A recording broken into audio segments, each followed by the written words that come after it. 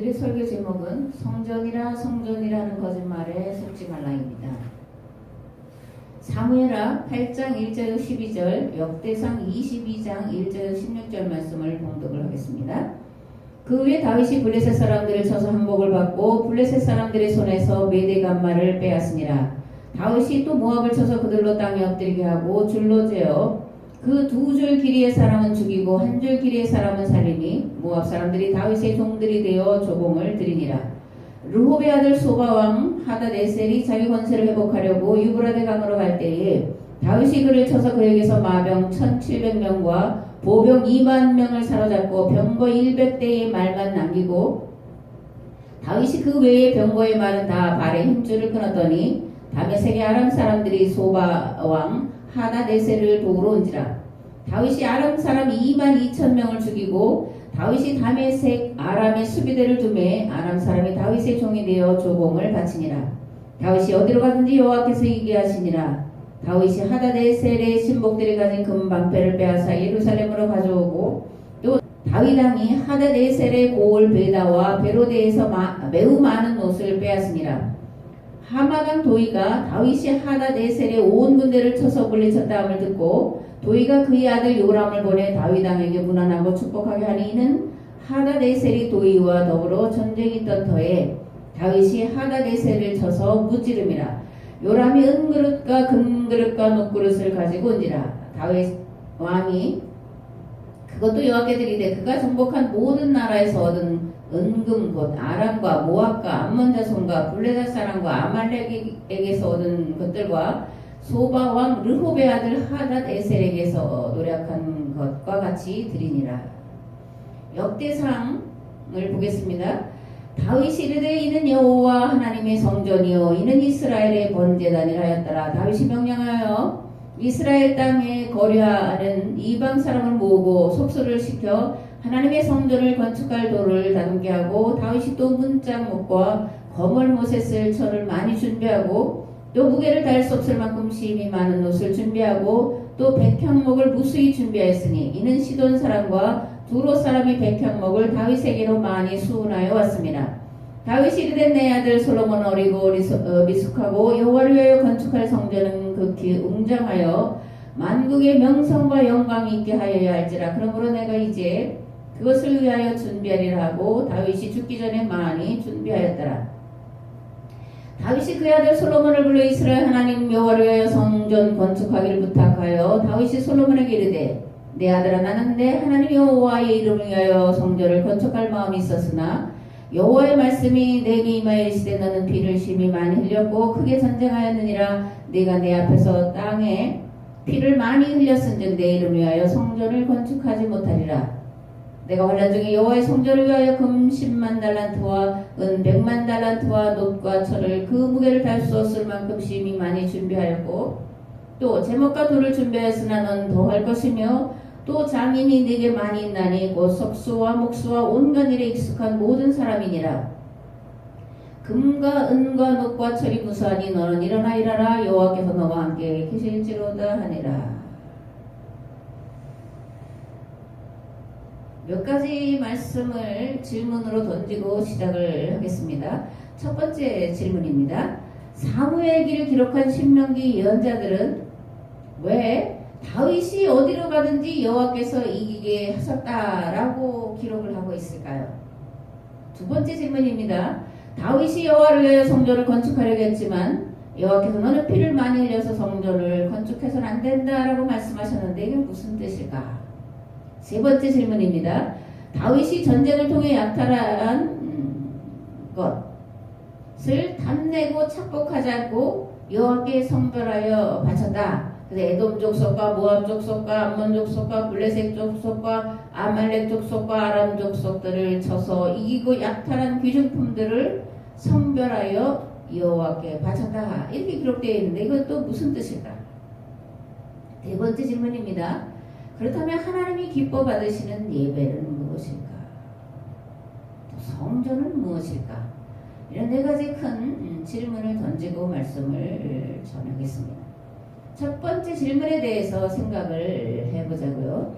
사무엘기를 기록한 신명기 예언자들은 왜 다윗이 어디로 가든지 여호와께서 이기게 하셨다라고 기록을 했을까요?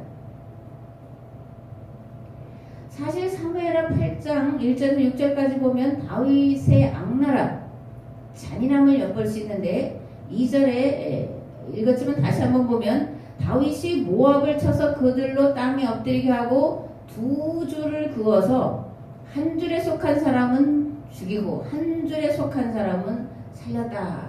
어떤 기준도 없어요. 그냥 줄을 서라 해서 섰더니 한쪽 사람들은 모조리 다 죽였다는 겁니다. 4절에 보면 하다네셀의 군대를 쳐서 마병 1700명과 보병 2만 명을 사로잡았고 그 말 1700대의 그 말 중에 100대를 남기고 그 100대를 끄는 말을 남긴 다음에 나머지 1600마리의 말들의 발의 힘줄을 끊어버렸다. 말의 발의 힘줄을 끊어버렸다는 얘기가 뭐예요? 죽지도 않고 말들이 달릴 수도 없고 쓸모없는 것으로 만들었다. 또 5절에 보면 다윗이 아람 사람 22,000명을 죽였다 그랬더니 아람 사람이 다윗의 종이 되어 조공을 바쳤다. 이렇게 기록을 하고 있습니다. 그런데 하나님이 다윗이 가는 곳마다 이기게 하셨다라고 또 기록을 하고 있다라는 거예요. 왜 그랬을까? 왜 이렇게 다윗이 어디를 가든지 하나님께서 이기게 하셨다라고 썼을까라는 거예요. 정말 하나님이 다윗과 함께 하셔서 이기게 하셨다라는 말일까? 아니면 뒤집어서 생각해보라고 던진 것일까? 오늘 우리가 생각을 해봐야 됩니다. 제가 계속해서 말씀드리는 것 중에 하나님이 가장 싫어하는 것이 몇 가지 있다고 말씀을 드렸는데 대표적으로 약탈전쟁과 침략전쟁이라고 말씀을 드렸습니다. 왜 하나님이 약탈전쟁과 침략전쟁을 싫어하시냐? 합의로들을 만들어내기 때문이고 가정의 행복과 평화를 파괴하기 때문이다. 그렇게 말씀을 드렸습니다. 이런 말씀들에 비춰볼 때 오늘 다윗이 전쟁할 때마다 하나님께서 도우셔서 하나님께서 함께 하셔서 이기게 하셨다라는 이 사무엘기의 표현은 결코 성경적이지 않습니다. 도리어 여호와의 이름을 망령되이 일컫는 말이다. 이렇게 말해야 맞습니다. 거듭묻습니다. 왜 그러면 이 신명기 역사가들은 이렇게 기록을 하고 있을까? 우리가 이런 신앙생활을 하다가 망했습니다. 그래서 지금 바벨론의 포로로 끌려와 있습니다. 나라도 없고 예배도 없고 자유도 없는 노예살이를 하고 있습니다. 그러므로 다시는 이러한 삶을 살아서는 안 됩니다. 절대로 이렇게 해서는 안 됩니다. 이렇게 하지 맙시다. 하나님께로 시내산 기약법으로 돌아갑시다. 그 길만이 살 길입니다. 라는 것을 완곡한 말, 간곡한 말로 표현을 하고 있다라고 우리가 뒤집어서 생각해보고 그리고 깨달아야 할 줄을 믿습니다. 아멘. 오늘 기독교인들의 문제가 뭘까요? 계속해서 다윗 솔로몬을 말하고 있으면서 긍정적인 부분을 말하지 않고 부정적인 부분에 계속 집중을 하고 있는 것은 오늘 우리가 가지고 있는 다윗에 대한 또 성전에 대한 잘못된 신앙을 바꾸기 위해서입니다. 하나님께서 그토록 싫어하시고 미워하시는 정복과 약탈 전쟁을 다윗이 일삼았는데 그토록 잔인하게 사람들을 죽였는데 그래서 이러한 것이 이스라엘을 망하게 하는 계약이 파괴되는 단초를 제공했는데 그것을 모르고 유대인보다 더 유대인스럽게 다윗을 본받아야 될 신앙의 사람으로 생각하고 있고 다윗이 받은 복을 받고 싶다고 간절히 기도하고 있기 때문에 그러는 거예요. 비극이고 코미디도 이런 코미디가 없음을 우리는 깨달아야 할 줄을 믿습니다. 아멘. 하나님께서 애굽에서 종살이하던 아브라함의 후손들을 인도해 내셔서 시내산에서 계약을 맺으신 이유는 아브라함의 후손들로 하여금 세상 모든 사람이 복받게 하려는데 그 목적이 있었습니다. 창세기 12장 우리가 거의 다 외우죠. 1절 3절 말씀이 이렇게 되어 있습니다. 여호와께서 아브라함에게 이르시되 너는 너의 고향과 친척 아버지의 집을 떠나 내가 네게 보여줄 땅으로 가라. 내가 너로 큰 민족을 이루고 네게 복을 주어 네 이름을 창대하게 하리니 너는 복이 될지라. 너를 축복하는 자에게는 내가 복을 내리고 너를 저주하는 자에게는 내가 저주하리니 땅의 모든 족속이 너로 말미암아 복을 얻을 것이라 하신지라. 무슨 뜻입니까? 아브라함과 같은 삶을 사는 자를 축복하시고 반대로 아브라함과 같은 삶을 거부하고 자기 욕심을 따라 사는 자를 심판하시겠다, 그런 말씀입니다. 아브라함이 어떠한 삶을 살았습니까? 편안히 살 수 있는 갈대아 우르를 떠나서 하나님이 가라고 하시는 그 땅이 어딘지도 모르고 계속해서 남방으로 내려오다가 사람이 거할 수 없는 마지막 지점인 부엘세바에 이르러서 다른 사람이고 거기서 하나님을 신실하게 섬기는 삶을 살았습니다. 아브라함이 가나안 땅에 들어가서 한 일은 뭐냐면 그 지역을 살려내는 일이었어요. 2만 명이 넘는 메소포타미아 연합군과 맞서 싸워서 그들이 포로로 끌고 왔던 소돔과 고모라 사람들을 다 구해냈습니다.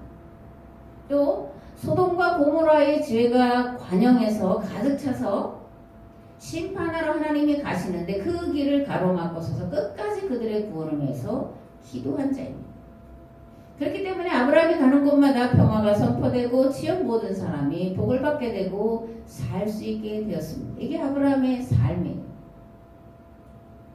하나님이 이런 아브라함의 후손들을 가장 큰 고난과 고통의 땅 애굽으로 인도하신 다음에 그것에서 400년을 훈련하셨습니다. 그리고 모세의 인도로 이끌어 시내산에 이르게 하신 다음에 그들과 계약을 맺으셨는데 이것을 시내산 계약이다, 그렇게 부르는 거죠. 시내산 계약은 아브라함과 맺은 계약의 확장판이다, 이렇게 생각을 합니다.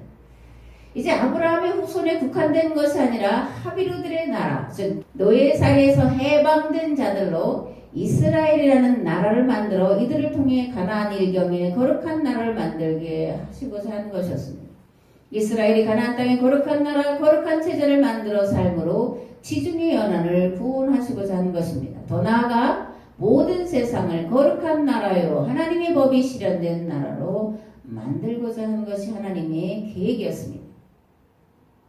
거룩이 뭡니까? 거룩. 우리가 하나님을 찬양할 때 하나님 거룩하시다. 내가 거룩하니 너희도 거룩하라. 그래서 그 하나님을 거룩하게 섬기려고 하는데 거룩이 뭐냐? 물론 하나님은 거룩하신 분이죠. 그죠? 그러나 하나님 우리에게 내가 거룩하니 너희도 거룩하라고 말씀하실 때 그 거룩은 다른 거예요. 우리에게 말씀하시는 거룩은 모든 사람이 하나님 안에서 하나님의 법으로 평등하게 사는 삶, 사는 세상, 그것을 거룩이다, 그렇게 말씀을 하는 겁니다. 남녀, 빈부, 신분, 인종차별 없이 누구나 존중받고 사랑받고 사는 삶, 그것을 성경은 거룩이다 라고 말하는 거예요. 시내산 계약법의 핵심이 희년입니다. 이 희년은 평등을 실현하는 기본적이고 구체적이고 완전한 그런 법입니다. 자기 땅에서 농사짓고 자기 집에서 자녀들과 함께 수고한 것으로 배불리 먹고 사는 삶, 그것을 희년의 삶, 기쁨이 넘치는 해다, 그렇게 성경은 말합니다. 종이나 노예가 없고 모두가 자유한 자의 삶을 사는 것이요 지배를 당하거나 착취를 당하지 않고 사는 것을 말합니다. 그렇기 때문에 여호와 하나님은 약탈과 침략 전쟁을 가장 미워하시고 싫어하시는 것이고 그런 자들을 심판하셨던 것입니다. 그런데 다윗이 무엇을 하고 있습니까? 무참히 살해하고 빼앗고 그리고 착취하고 정복하는 거예요. 그리고 착취하고 빼앗고 한 것들을 갖다가 하나님의 절을 짓겠다라고 쌓아놓고 있는 용서받을 수 없는 짓을 벌이고 있는 것이 다윗이라는 것을 우리가 분명하게 깨달아야 됩니다. 예레미야 7장에 보면 이렇게 기록되어 있습니다. 여호와께로부터 예레미야에게 말씀이 임하니라. 이르시되 너는 여호와의 진문에 서서 이 말을 선포하여 이르기를 여호와께 예배하러 이 문으로 들어가는 유다 사람들아 여호와의 말씀을 들으라. 만군의 여호와 이스라엘 하나님께서 이와 같이 말씀하시되 너희 길과 행위를 바르게 하라. 그리하면 내가 너희로 이곳에 살게 하리라. 너희는 이것이 여호와의 성전이라 여호와의 성전이라 여호와의 성전이라 하는 거짓말을 믿지 말라. 너희가 만일 길과 행위를 참으로 바르게 하여 이웃들 사이에 정의를 행하며 이방인과 고아와 과부를 압제하지 아니하며 무지한 자의 피를 이곳에서 흘리지 아니하며 다른 신들 뒤를 따라 화를 자초하지 아니하면 내가 너희를 이곳에 살게 하리니 곧 너희 조상에게 영원 무궁토록 준 땅이니라. 보라 너희가 무익한 거짓말을 의존하는도다. 너희가 도둑질하며 살인하며 간음하며 거짓 맹세하며 바알에게 분향하며 너희가 알지 못하는 다른 신들을 따르면서 내 이름으로 일컬음을 받는 이 집에 들어와서 내 앞에서도 말하기를 우리가 구원을 얻었나이다 하느냐. 이는 이 모든 가증한 일을 행하려 함이로다. 내 이름으로 일컬음을 받는 이 집이 너희 눈에는 도둑의 소굴로 보이느냐. 보라 나 곧 내가 그것을 보았노라. 여호와의 말씀이니라. 너희는 내가 처음으로 내 이름을 둔 실로 초소에 가서 내 백성 이스라엘의 악에 대하여 내가 어떻게 행하였는지를 보라. 실로를 어떻게 했냐면 화장실로 만들어 버렸어요. 북이스라엘의 지방 성소 중에 유명한 실로가 있었는데 거기서 엘리 제사장이 그 이스라엘 백성들을 말씀으로 가르치고 다스렸는데 농통을 만들었다고요. 도둑의 소굴을 만들면서 이것이 여호와의 성전이다, 이것이 여호와의 성전이다, 이것이 여호와의 성전이다 너희들이 말하는데 실로를 가봐라. 내가 어떻게 실로를 심판했는지 똑똑히 봐라. 그렇게 예레미야를 통해서 말씀하십니다. 말라기에 보니까 이렇게 되어 있습니다. 만군의 여호와가 이르노라. 너희가 내 제단 위에 헛되이 불사르지 못하게 하기 위하여 너희 중에 성전문을 닫을 자가 있었으면 좋겠도다. 내가 너희를 기뻐하지 아니하면 너희가 손으로 드리는 것을 받지도 아니하리라. 오늘 이 말씀을 오늘 우리의 표현으로 제 표현으로 하자면 사기쳐서 번 돈으로 예물을 드리고 부동산 투기해서 번 돈으로 11조 드리고 사업한다고 하면서 직원들에게 마땅히 지불해야 될 응당한 대가를 지불하지 않고 11조와 각종 감사 헌금을 드리면서 하나님을 기쁘시게 하는 것이라고 하나님을 잘 섬기는 것이라고 하는 것과 같다라는 거예요. 교회 와서 자기 생각대로 말하고 자기 멋대로 행동하고 분란을 일으키고 불평과 불만으로 가득 차서 교회를 어지럽히면서도 주일 예배를 드리고 새벽 기도를 하고 헌금을 드리는 것으로 신앙생활에 열심을 다한다고 충성한다고 헌신한다고 생각하는 것과 같다는 거예요. 과연 이것이 하나님이 진정으로 받으시는 예배일까? 하나님을 진정으로 신령으로 예배하는 것일까? 우리가 믿는 여호와 하나님이 과연 이렇게 거짓되이 헛되이 망령되이 일컫는 예배를 받으실까? 우리가 한번 내가 드리는 예배를 곰곰이 생각해 봐야 된다. 그렇게 저는 생각을 합니다. 두 번째 질문입니다. 다윗이 여호와를 위하여 성전을 건축하려고 했는데 너는 성전을 건축할 수 없다. 왜냐하면 네가 전쟁을 많이 했기 때문이다. 그렇게 말씀하셨다. 그런데 무슨 뜻일까? 또 다윗이 약탈한 것들을 하나님께 바쳤다. 성별하여 바쳤다. 이게 또 무슨 뜻일까요? 어떻게 우리가 이것을 이해해야 될까? 한번 생각을 해보자고요. 앞에서도 말씀드렸지만 과연 하나님이 남의 것을 강제로 빼앗아다가 드리면 그것을 받으실까요? 도둑질에다가 바치고 불법으로 얻어다가 바치고 남의 것을 무력으로 권력을 동원해서 빼앗아다 갖다 바치고 남에게 마땅히 줘야 될 것을 안 주고 갖다 바치고 하나님 과연 그것을 받으실까요? 이렇게 하는 행위는 하나님의 이름을 망령되이 일컫는 것이 복이 아니라 무서운 저주를 불러오는 것입니다. 하나님은 애쓰고 수고한 것 중에 감사하여 자원하여 드리는 예물과 그 예물을 드리는 자를 기뻐 받으시는 줄 믿습니다. 아멘. 다윗은 왜 성전을 짓지 못했을까? 그 많은 것들을 쌓아놓고 성전을 지을 그 그림까지 다 그려놓은 다윗은 왜 정작 성전을 짓지 못했을까? 첫 번째는 전쟁하기에 바빴기 때문에 그렇죠. 또 성전 짓는 것을 백성들이 탐탁하게 여기지 않았기 때문에 그렇습니다. 성전 건축을 통해서 중앙집권 체제를 세우려는 것에 대해서 백성들이 반발했기 때문입니다. 이스라엘은 12지파 자치제도로 시작한 나라다. 그렇게 말씀을 계속해서 드렸습니다. 그런데 이스라엘이 주변 나라들의 정책인 중앙집권 체제를 따라서 왕권을 강화하는 것은 시내산 계약 정신과 맞지 않다는 것을 이스라엘 백성들이 잘 알고 있었기 때문에 성전을 짓지를 못했습니다. 또 다른 이유는 가장 현실적인 문제인데 아직 이스라엘의 경제가 거대한 건축을 지을 그런 경제적 여유가 없었기 때문입니다. 그래서 다윗은 죽으면서 솔로몬과 그 신복들에게 성전을 지어라 이렇게 유언합니다.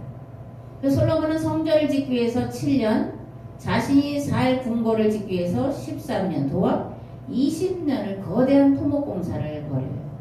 그리고 여기에 동원된 사람이 18만여 명이었습니다. 그러니까 전 국민이 동원됐다 그래도 틀리지 않아요. 그런 다음에 솔로몬은 사치가 극에 달한 삶을 살았습니다. 이것이 솔로몬 사후에 이스라엘이 갈라지는, 그래서 오랫동안 서로 싸우는 비극의 씨앗이 되었던 것을 우리가 알 수가 있습니다. 그래서 북이스라엘은 722년에 아시리아에 멸망당했고 남유다는 586년에 바벨론에 멸망당하여 끌려가서 70년 동안 노예살이를 경험해야 했습니다. 왜 다윗 솔로몬 이후에 이스라엘이 분열과 멸망으로 치달아갔을까? 반복하지만 거대한 토목공사에 백성들이 동원되므로 백성들의 삶이 피폐해졌어요. 백성들은 막대한 노동력을 제공했습니다. 가족을 돌봐야 되는데 가정과 가족을 돌보지 못하고 그렇게 강제 노역에 시달리게 됐어요. 또 솔로몬이 지은 그 신전은 거대해서 다윗이 쌓아놓은 것, 뺏어다가 쌓아놓은 것으로는 부족해서 갈릴리의 20개의 성읍을 두로 왕 히람에게 넘겨주고 매년 두로 왕에게 밀 2만석과 맑은 기름 20석을 주었다 그러는데 그 강원도만한 이 땅덩어리에서 이 많은 것을 만들어서 갖다 준다는 것은 백성들의 고열을 자냈다 그런 게, 그것도 모자라도 솔로몬은 그런데 막대한 비싼 것들을, 사치품들을 사다가 향락을 누렸어요. 쾌락을 누렸어요. 수많은 부인들, 비빈이 300이요 모가베며 1000명의 여인들을 거느렸다. 이것들을 백성들이 다 대야 되니까 백성들은 굶주릴 수밖에 없었습니다. 이 고대의 정권이 바뀌는 이유 중에 가장 큰 이유는 세금에 대한 과도한 부과예요. 이 세금에 대해서 과도하게 부과할 때에 체제에 대한 저항을 불러와요. 이 동로마 제국이 이슬람에게 넘어간 첫 번째 이유가 과도한 세금이에요. 11조를 드려야 되는데 국가의 몇십 프로의 세금을 또 드려야 되니까 살 수가 없어서 세금 안 내도 좋다 그러는 이슬람 세력에 그냥 두 손 들어서 반영하고 스스로 이슬람을 받아들인 비극의 역사를 우리가 동로마 제국에서 볼 수가 있습니다. 오늘 한국 사회를 가장 시끄럽게 하는 게 뭐예요? 가장 일반 백성들을 괴롭히고 있는 게 뭐예요? 부동산 가격 폭등 아니에요? 부동산 가격을 폭등시킨 다음에 거기에다가 세금을 부과하니까 세금이 폭발적으로 늘어난 거예요. 4배, 몇 배, 100만 원 되는데 세금 내야 되는 사람이 1000만 원 단위로 넘어간다. 이렇게 이제 말하죠. 내년 4월 그 연말정산이라고 그러죠. 연말정산하고 나면 정말 목소리가 날 거예요. 한 달치 이상 다시 토해내야 될 사람들이 거의일 거예요. 이 세금 조세 저항이 일어나는데 이게 어디로부터 일어난 일입니다.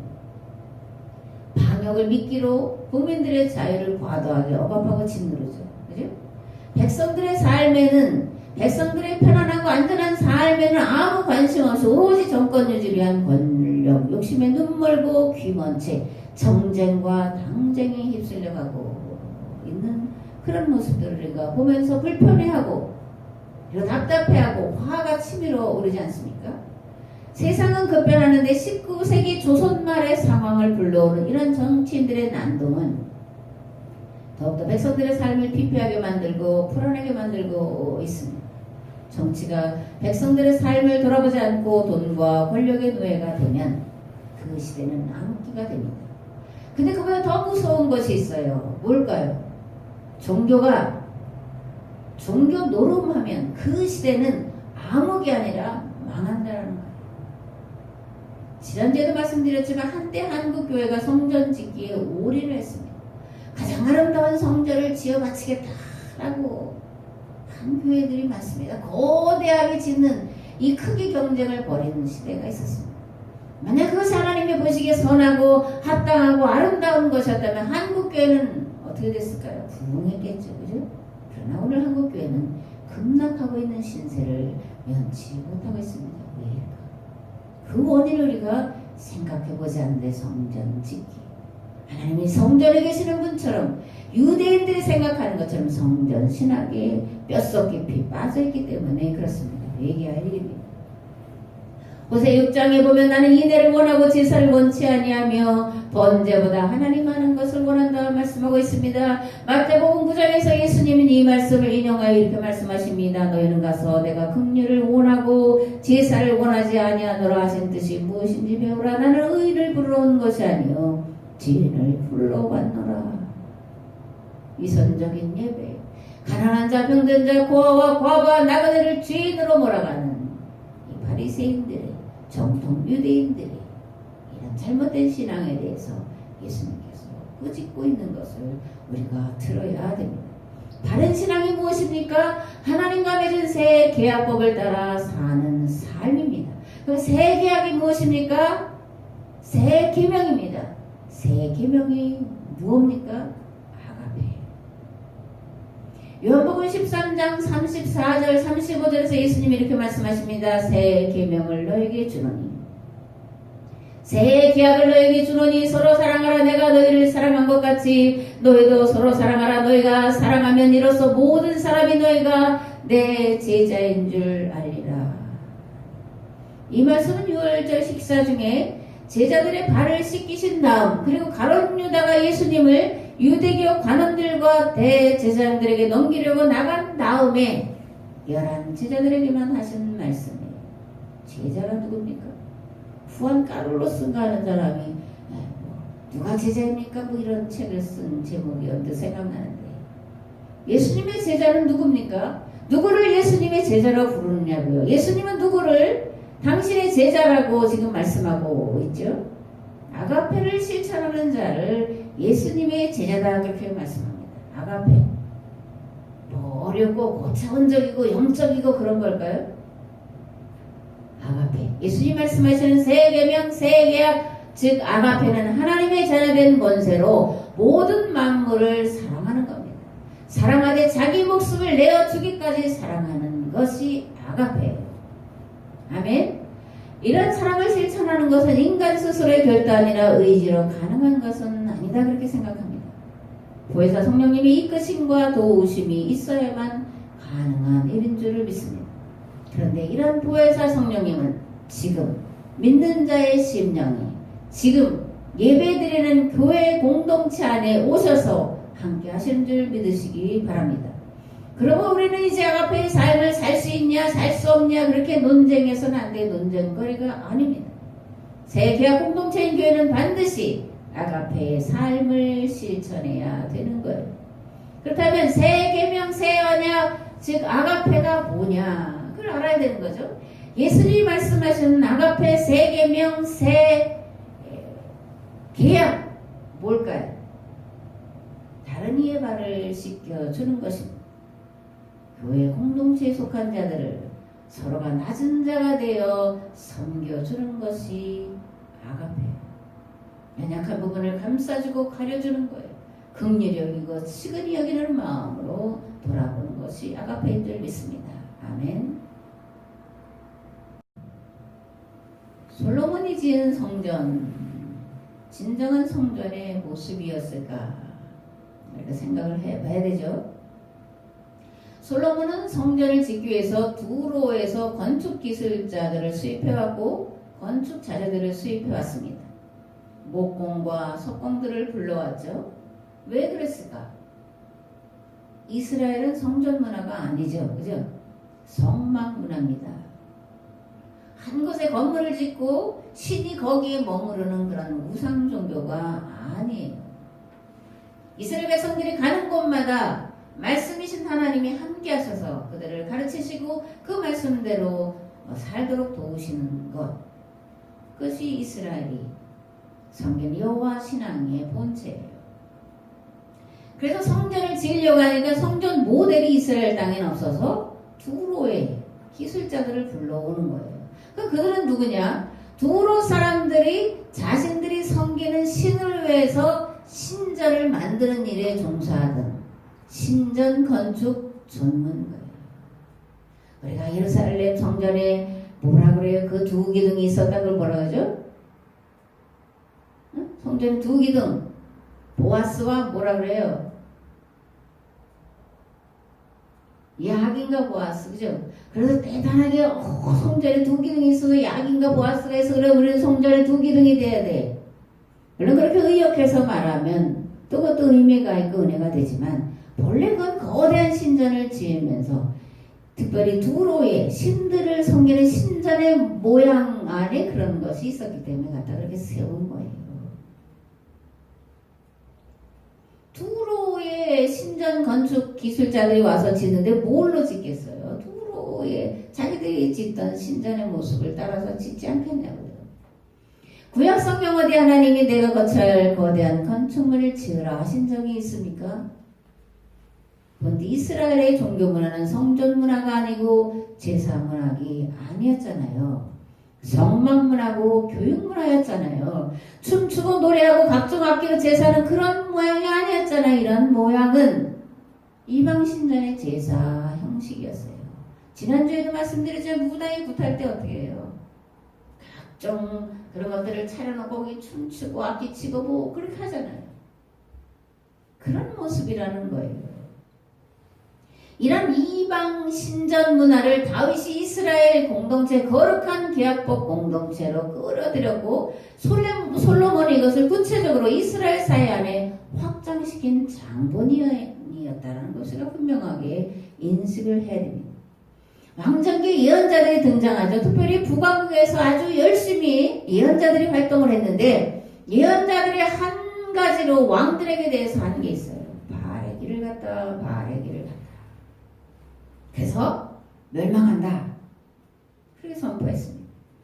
바알의 길이 뭐예요? 살아계신 여호와 하나님의 이름을 빙자하여 자기의 왕권을 유지하고 권력과 부를 유지하는 것을 말합니다. 온 세상 가운데 계신 하나님을 보이는 건물에 가둬놓고 제사로 예물로 섬기는 것을 말합니다. 하나님 말씀 중 신의 산 계약법을 선포하고 가르쳐 지키게 할 무한대의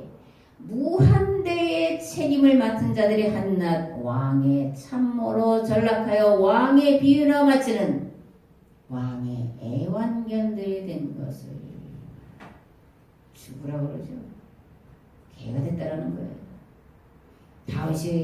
다윗과 솔로몬 이스라엘의 종교 문화인 성막 문화에 끌어들인 신전 문화는 종교가 권력과 결탁한 전형적인 타락의 모습이었다는 것을 우리는 거듭거듭 머릿속에 기억을 해야 됩니다.